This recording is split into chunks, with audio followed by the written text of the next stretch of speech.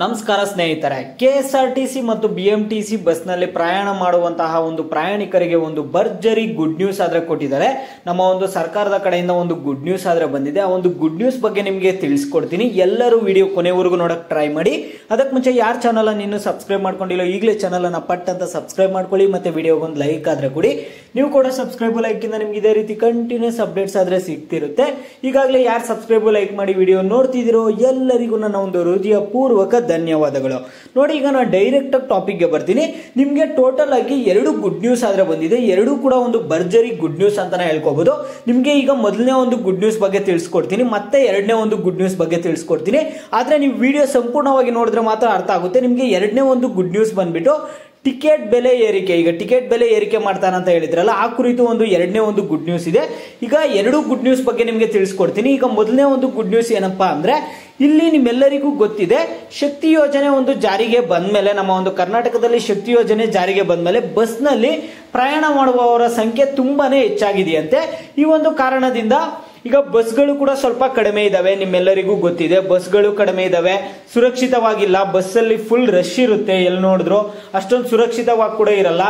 ಮತ್ತೆ ಈಗ ಕಳ್ತನ ಮಾಡೋದಕ್ಕೆ ಎಲ್ಲ ಒಂದು ಸ್ವಲ್ಪ ಅನುಕೂಲ ಆಗೋ ರೀತಿ ಆಗಿದೆ. ಬಸ್ಸಲ್ಲಿ ಫುಲ್ ರಶ್ ಇದ್ದಾಗ ಈ ರೀತಿ ಒಂದು ಕಳ್ಳತನ ಕೂಡ ಆಗ್ತಿದಾವಂತೆ. ಹೆಚ್ಚಿಗೆ ಒಂದು ಕೇಸಸ್ ಬರ್ತಿರುವಂತಹ ಕಾರಣದಿಂದ ಈಗ ಏನ್ ಮಾಡ್ತಿದ್ದಾರೆ ಅಂದ್ರೆ, ಇಲ್ಲಿ ಬಂದಿರುವಂತಹ ಈ ಒಂದು ಗುಡ್ ನ್ಯೂಸ್ ಬಗ್ಗೆ ತಿಳಿಸ್ಕೊಡ್ತೀನಿ. ಮೊದಲನೇದು ಏನಪ್ಪಾ ಅಂದ್ರೆ, ಇಲ್ಲಿ ಈಗ ಕಾಂಗ್ರೆಸ್ ಸರ್ಕಾರ ಈ ವೇಳೆ ಸರ್ಕಾರ ಪ್ರಯಾಣಿಕರ ಹಿತಾಸಕ್ತಿಯನ್ನು, ಅವರ ಪ್ರೊಟೆಕ್ಷನ್ ಅನ್ನು ಗಮನದಲ್ಲಿ ಇಟ್ಟುಕೊಳ್ಳಬೇಕಿದೆ.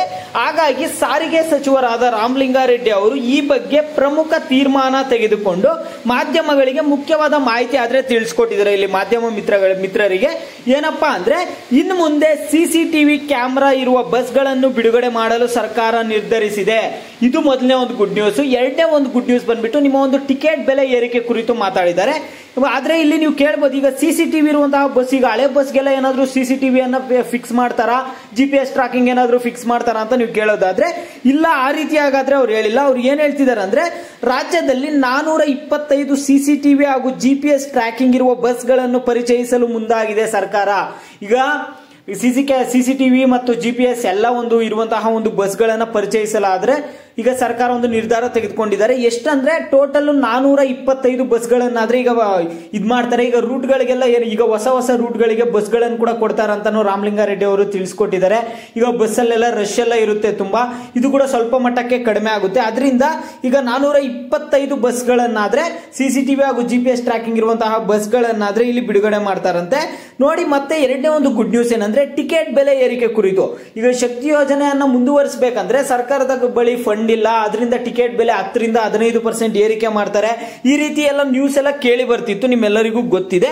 ಆದ್ರೆ ಇವೆಲ್ಲದಕ್ಕೂ ಒಂದು ಫುಲ್ ಸ್ಟಾಪ್ ಕೊಡೋದಕ್ಕೆ ಇಲ್ಲಿ ಸಿಎಂ ಸಿದ್ದರಾಮಯ್ಯ ಅವರೇ ಒಂದು ಟಿಕೆಟ್ ಬೆಲೆ ಏರಿಕೆ ಕುರಿತು ಒಂದು ಸ್ಪಷ್ಟನೆ ಆದ್ರೆ ಕೊಟ್ಟಿದ್ದಾರೆ. ಅವರು ಟಿಕೆಟ್ ಬೆಲೆ ಏರಿಕೆ ಕುರಿತು ಏನ್ ಹೇಳಿದ್ದಾರೆ ಸಿಎಂ ಸಿದ್ದರಾಮಯ್ಯ ಅವರು ಅಂದ್ರೆ, ನೋಡಿ ಅವ್ರು ಏನ್ ಹೇಳ್ತಿದ್ದಾರೆ ಅಂದ್ರೆ, ಸದ್ಯಕ್ಕೆ ಕೆಎಸ್ಆರ್ಟಿಸಿ ಟಿಕೆಟ್ ಬೆಲೆ ಹೆಚ್ಚಳ ಇಲ್ಲ. ಸಿಎಂ ಸಿದ್ದರಾಮಯ್ಯ ಅವರು ಒಂದು ಸ್ಪಷ್ಟನೆ ಆದ್ರೆ ಕೊಟ್ಟಿದ್ದಾರೆ. ಓಕೆನಾ? ಅವ್ರು ಏನ್ ಹೇಳಿದ್ದಾರೆ ಅಂದ್ರೆ, ನೋಡಿ ಇಲ್ಲಿ ಸದ್ಯಕ್ಕೆ ಕೆಎಸ್ಆರ್ಟಿಸಿ ಟಿಕೆಟ್ ಬೆಲೆ ಹೆಚ್ಚಳ ಇಲ್ಲ ಎಂದು ಸಿಎಂ ಸಿದ್ದರಾಮಯ್ಯ ಹೇಳಿದ್ರು. ಇಂದು ಗೃಹ ಕಚೇರಿ ಕೃಷ್ಣದಲ್ಲಿ ನಡೆದ ಸುದ್ದಿಗೋಷ್ಠಿಯಲ್ಲಿ ಮಾತನಾಡಿದ ಸಿಎಂ ಸಿದ್ದರಾಮಯ್ಯ, ಸದ್ಯಕ್ಕೆ ಕೆಎಸ್ಆರ್ಟಿಸಿ ಟಿಕೆಟ್ ಬೆಲೆ ಹೆಚ್ಚಳ ಮಾಡಲ್ಲ, ಪ್ರಯಾಣಿಕರು ಆತಂಕ ಪಡುವಂತಹ ಅಗತ್ಯನೇ ಇಲ್ಲ ಅಂತ ಹೇಳಿದ್ದಾರೆ. ಶೀಘ್ರವೇ ಕೆಎಸ್ಆರ್ಟಿಸಿ ಟಿಕೆಟ್ ಬೆಲೆ ಹೆಚ್ಚಳವಾಗಲಿದೆ ಎಂದು ಹೇಳಲಾಗಿತ್ತು. ಈ ಹಿನ್ನೆಲೆ ಅವರೊಂದು ಸ್ಪಷ್ಟನೆ ಆದ್ರೆ ಕೊಟ್ಟಿದ್ದಾರೆ. ಅವ್ರು ಏನ್ ಹೇಳ್ತಿದ್ದಾರೆ ಅಂದ್ರೆ, ಕ್ಲಿಯರ್ ಕಟ್ ಆಗಿ ಟಿಕೆಟ್ ಬೆಲೆ ಸದ್ಯಕ್ಕೆ ನಾವು ಏರಿಕೆ ಮಾಡಲ್ಲ ಅಂತ ಹೇಳ್ತಿದ್ದಾರೆ. ಓಕೆನಾ? ಒಂದು ಗುಡ್ ನ್ಯೂಸ್ ಏನಂದ್ರೆ, ಹೊಸ ಬಸ್ಗಳನ್ನ ಹಾಕ್ತಿದ್ದಾರೆ.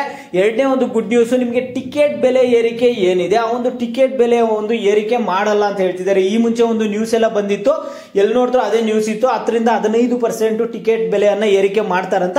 ಈಗ ಸದ್ಯಕ್ಕೆ ಟಿಕೆಟ್ ಬೆಲೆ ಏರಿಕೆ ಮಾಡಲ್ಲ ಅನ್ನುವಂತಹ ಒಂದು ಸ್ಪಷ್ಟನೆ ಆದ್ರೆ ಸಿಎಂ ಸಿದ್ದರಾಮಯ್ಯ ಅವ್ರ ಕಡೆಯಿಂದ ಕೊಟ್ಟಿದ್ದಾರೆ.